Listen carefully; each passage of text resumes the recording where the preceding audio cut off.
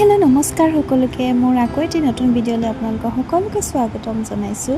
বলকচোন আজি ৰাতিপুৱা সোনকালে উঠিয়ে এবাৰ পাকঘৰত গ'লোঁ নহয়। ইফালে চাইছোঁ চাহ বনাবৰ কাৰণে গাখীৰ নাই চাহ খাব নাপালোঁ। এতিয়া ভাবিছোঁ টিফিনটোকে ৰেডি কৰি লওঁ কাৰণ পাপাতেকে যাব লাগিব স্কুল।